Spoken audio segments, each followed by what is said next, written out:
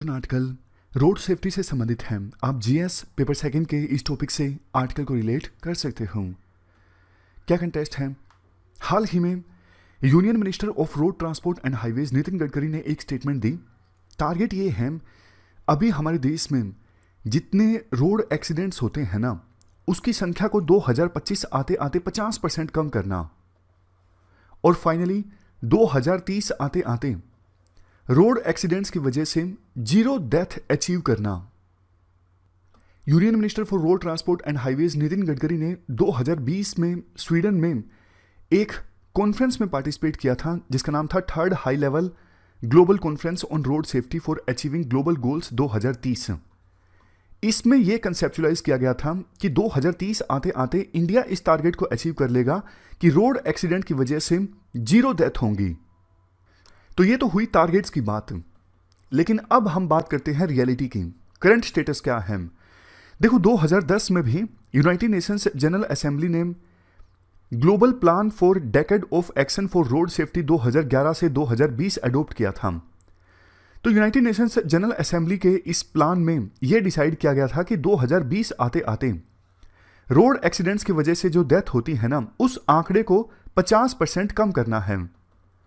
अब इस United Nations general assembly के प्लान को इंडिया ने भी एक्सेप्ट किया था, लेकिन देखो, जो आंकड़े ministry of road transport and highways के द्वारा रिलीज किए गए हैं, उनके अनुसार 2011 में रोड एक्सीडेंट्स की वजह से डेथ हुई थी 1,42,485, और 2019 में रोड एक्सीडेंट्स की वजह से डेथ हुई 1,51,113। 2020 का डेटा अभी रिलीज नहीं किया है मिनिस्ट्री ऑफ रोड ट्रांसपोर्ट ने, लेकिन देखो, जाहिर तौर पर जो सोचा था कि 2020 आते आते रोड एक्सीडेंट्स की वजह से होने वाली डेथ्स को 50% तक कम करना, वो तो अचीव नहीं हुआ है। 2011 में डेथ्स हुई 1,42,485, बल्कि बढ़ गई डेथ्स 2019 आते आते 50% कम होने के बजाय। हाँ देखो, ये बात तो सच है कि 2020 में रोड एक्सीडेंट्स की वजह से कुछ डेथ्स कम हुई, लेकिन वो इसलिए हुई क्योंकि कोविड-19 की महामारी की वजह से लॉकडाउन लग गए थे। अब लॉकडाउन लग गया था तो रोड्स पर कम व्हीकल्स दौड़े, लेकिन देखो, आप फैटिलिटी देखिए, मतलब हर 100 एक्सीडेंट्स के पीछे कितने लोगों की डेथ हुई, वो आंकड़ा आप देखिए। 2001 में ना हर 100 एक्सीडेंट के पीछे 26.9 लोगों की डेथ हो गई थी। 2011 में ये आंकड़ा बढ़ के हो गया 28.63, और 2020 में हर 100 एक्सीडेंट्स के पीछे 37.54 लोगों की डेथ हो गई। तो इस पूरे डेटा का अगर हम निचोड़ निकालें तो यही निकलता है, यूएन जनरल असेंबली का जो टारगेट था 2011 से लेकर 20 के बीच की रोड एक्सीडेंट से होने वाली डेथ को 50% कम करना, कम होने के बजाय डेथ्स इंक्रीज हो गई। सुप्रीम कोर्ट में ना एक पिटीशन फाइल की थी डॉक्टर एस राजासीकरन ने, ये ऑर्थोपेडिक सर्जन हैं। इनकी पिटीशन पर सुप्रीम कोर्ट ने कमेटी ऑन रोड सेफ्टी गठित की थी, जिसको बाद में ministry of road transport and highways ने भी नोटिफाई कर दिया 2014 में। कोर्ट ने ना इस डॉक्टर एस राजासीकरन की कमेटी की रिपोर्ट के आधार पर ना 2017 में काफी सारे डायरेक्टिव्स दिए थे रोड सेफ्टी से संबंधित। सुप्रीम कोर्ट ने ये सारे डायरेक्टिव्स दिए थे, जैसे कि स्टेट रोड सेफ्टी काउंसिल को गठित किया जाए, लीड एजेंसी स्टैब्लिश की जाए, रोड सेफ्टी फंड सेटअप किया जाए, road safety action plan notify किया जाए, next district road safety committee establish की जाए, रोड की इंजीनियरिंग में इंप्रूवमेंट लाई जाए। जो ब्लैक स्पॉट्स हैं, ब्लैक स्पॉट्स मतलब वो प्लेसेस रोड्स पर जो एक्सीडेंट प्रोन है, जहां पे एक्सीडेंट ज़्यादा होते हैं, तो ऐसे स्पॉट्स को कहा जाता है ब्लैक स्पॉट्स। तो जल्द से जल्द ब्लैक स्पॉट्स को आइडेंटिफाई किया जाए और उन्हें ठीक किया जाए ताकि वहां पे फर्दर एक्सीडेंट्स ना हों।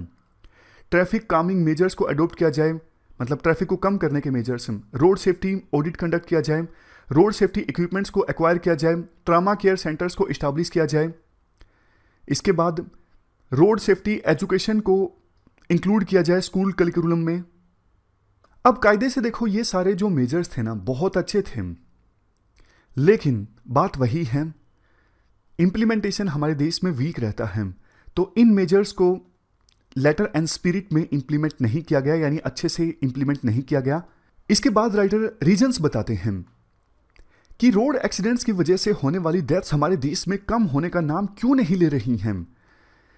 देखो, मोटर व्हीकल एक्ट 1988 को अमेंड किया गया था 2019 में, और बहुत सारे अच्छे प्रोविजंस ऐड किए गए थे, जिनमें से एक प्रोविजन ये था, ट्रैफिक लॉ के वायलेशन पर जो फाइन है वो काफ़ी ज़्यादा इंक्रीज कर दिया गया था, इस उद्देश्य के साथ कि डेटरेंस क्रिएट होगा। अब कोई पर्सन देखेगा कि हाँ 5,000 का फाइन लगेगा रेड लाइट क्रॉस करने पर, तो वो नहीं करेगा। तो इसलिए इस उद्देश्य के साथ फाइन को इतना ज़्यादा इंक्रीज किया गया था। लेकिन देखो, कई सारे राज्यों ने मना कर दिया कि हम ट्रैफिक लॉ के वायलेशन पर इतना फाइन जो है वो जनता से नहीं वसूलेंगे। अब कायदे से देखो तो देखो, कुछ लोगों के कंसर्न्स भी बिल्कुल जेन्यून हैं। अब छोटी सी गलती हो जाए, ट्रैफिक लॉ का वायलेशन हो जाए, तो 10-10 हज़ार का फाइन, इतना हमारे देश में लिविंग स्टैंडर्ड अभी हुआ नहीं है ना। आम आदमी कैसे, अब गलती तो गलती है, देखो कायदे से ट्रैफिक लॉज का पालन तो करना चाहिए, लेकिन हो गई गलती तो 15,000 रुपये देना, 20,000 रुपये देना, कितने लोगों की सैलरी भी नहीं होती है पूरे मंथ की। तो कई सारे राज्यों ने ना मना कर दिया कि हम ये बढ़े हुए फाइन को नहीं वसूलेंगे। तो फिर जो उद्देश्य था फाइन इंक्रीज करने का, वो उद्देश्य ही खत्म हो गया कि डेटरेंस क्रिएट करना, लोगों में डर पैदा करना। ये पहला रीजन है। उसके बाद दूसरा रीजन है इन्फोर्समेंट मैन पावर की कमी। देखो, वॉल्यूम ऑफ ट्रैफिक हमारे देश में बढ़ता जा रहा है, नए नए व्हीकल्स लोग खरीदते हैं, लेकिन मैन पावर उस तेजी से नहीं बढ़ रही है। अब आपके मन में आएगा, वैसे भी देखो मैन पावर का जमाना ही नहीं है, आजकल तो सब कुछ ऑटोमेटिक चल रहा है। हाईवेज पे अगर कोई कार तेज चलाता है तो ऑटोमेटिक उसका चालान कट जाता है। हाँ देखो, ऐसा हो तो रहा है, लेकिन हमारे देश में उतना तेजी से ऑटोमेशन नहीं हो रहा है जितना तेजी से होना चाहिए। अगर ये ऑटोमेशन हमारे देश में तेजी से हो जाए ना तो बहुत सही रहेगा। क्यों? क्योंकि तो बहुत सारे लोग ऐसे होते हैं, देखते हैं कि हाँ ट्रैफिक पुलिसमैन खड़ा है कि नहीं खड़ा है। अगर खड़ा है तो गाड़ी धीरे धीरे चलाते हैं, लेकिन देखते हैं कि नहीं खड़ा तो गाड़ी तेज चलाने लगते हैं। लेकिन अगर जगह जगह पे वो स्पीड को मॉनिटर करने वाले सेंसर अगर लगे होंगे तो फिर ड्राइवर्स अपने आप से ही गाड़ी धीरे चलाएंगे। हिट एंड रन के केसेस कम से कम हो जाएंगे अगर जगह जगह इस प्रकार के स्पीड को मॉनिटर करने वाले सेंसर लगे होंगे। तो हमारे देश में हाईवेज पर और दूसरे मेजर रोड्स पर ना इंटेलिजेंट ट्रैफिक मैनेजमेंट सिस्टम को इंप्लीमेंट करना जरूरी है। Bureau of police research and development ने एक फॉर्मूला सजेस्ट किया था, मतलब फॉर्मूले के हिसाब से कैलकुलेट किया था कि किसी भी डिस्ट्रिक्ट में कितने संख्या में ट्रैफिक पुलिसमैन की आवश्यकता है। ये देखो, ऐसे पता लगता है अगर किसी जिले में number of registered motor vehicles ज़्यादा हैं तो मतलब ज़्यादा ट्रैफिक पुलिसमैन की आवश्यकता है और ज़्यादा ट्रैफिक इक्विपमेंट्स की भी आवश्यकता है। लेकिन देखो, दुर्भाग्यपूर्ण बात यह है, जैसा हमने डिस्कस किया, कि एक्चुअल में इन्फोर्समेंट स्टाफ और इक्विपमेंट्स की भारी कमी हमारे देश के वेरियस डिस्ट्रिक्ट्स में देखने को मिलती है। अब आते हैं तीसरे पॉइंट पर, inadequate funds for rectification of black spots. Black spots की हमने बात की, पता लग गया कि यहां पे ब्लैक स्पॉट्स हैं, लेकिन फंड नहीं आ रहे हैं इसको रेक्टिफाई करने के लिए। कि मतलब सोच के देखो, आप वो अधिकारी हो जिसका काम है ब्लैक स्पॉट्स को ठीक करना, और आप करना भी चाहते हो, लेकिन डेली बेसिस पे आप देखते हो एक्सीडेंट्स हो रहे हैं, लेकिन आपके पास फंड नहीं है ब्लैक स्पॉट को रेक्टिफाई करने के, तो आपके मन पर क्या बीतेगी? केस स्टडी में आपसे पूछा जा सकता है कि आप इस सिचुएशन में क्या करोगे, कैसे इस सिचुएशन को हैंडल करोगे। खैर, पॉइंट ये है, इनएडुकेट फंड। देखो, 60% जो रोड एक्सीडेंट्स होते हैं ना वो ओवर स्पीडिंग की वजह से होते हैं, लेकिन स्टेट हाईवेज पर, मेजर रोड्स पर और इवन हाईवेज पर आपको रेयरली स्पीड लिमिट का साइन बोर्ड देखने को मिलेगा। फंड आएंगे तभी तो साइन बोर्ड लगाए जाएंगे ना।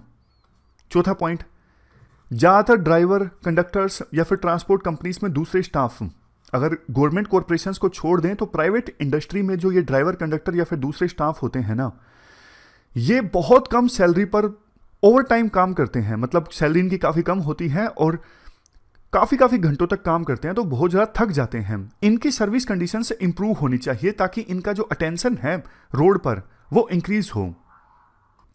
पांचवा पॉइंट, सबसे चैलेंजिंग टास्क ये है ड्राइवर्स की स्किल्स को इंप्रूव करना। बहुत सारे ड्राइवर्स देखो, रोड सेफ्टी को लेके उनका जो एटीट्यूड होता है काफ़ी कैजुअल होता है, कुछ नहीं होता। तो ड्राइविंग लाइसेंस को प्राप्त करना भी हमारे देश में कोई बहुत बड़ी बात नहीं है। ड्राइविंग लाइसेंस को आसानी से प्राप्त किया जा सकता है, करप्शन काफ़ी ज़्यादा होता है।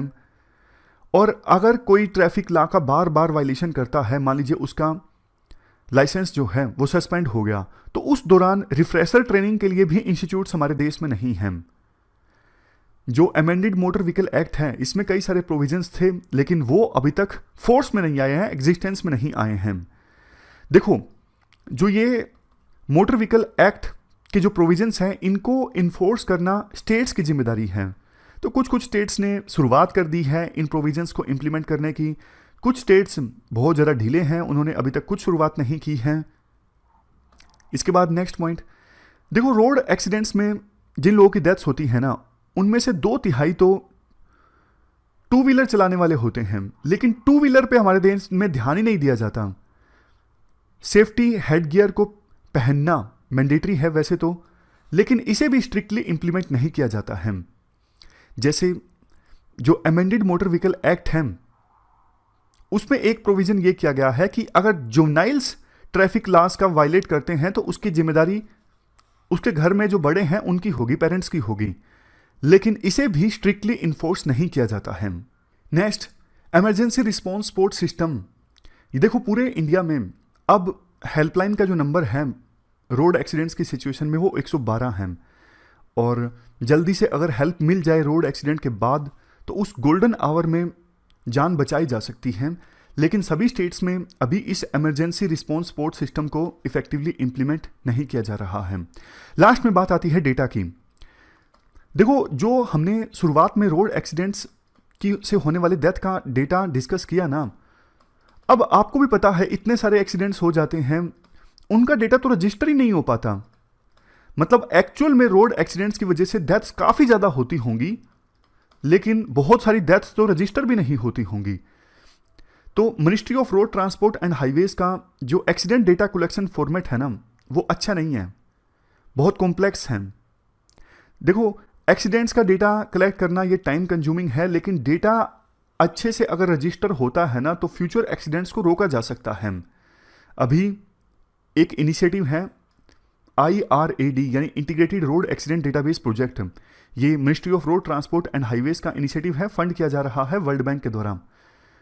इस प्रोजेक्ट का मकसद ये है एक्सीडेंट डेटाबेस को इनरिच करना, ताकि ज़्यादा से ज़्यादा स्टेक होल्डर्स के द्वारा डेटा को कलेक्ट किया जा करके हमारे देश में रोड सेफ्टी को इम्प्रूव किया जा सके।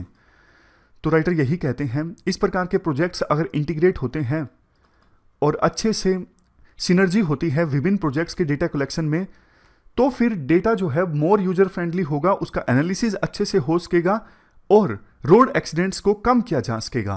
तो ये पूरा आर्टिकल हमने डिस्कस किया रोड सेफ्टी के बारे में। चलते हैं आगे।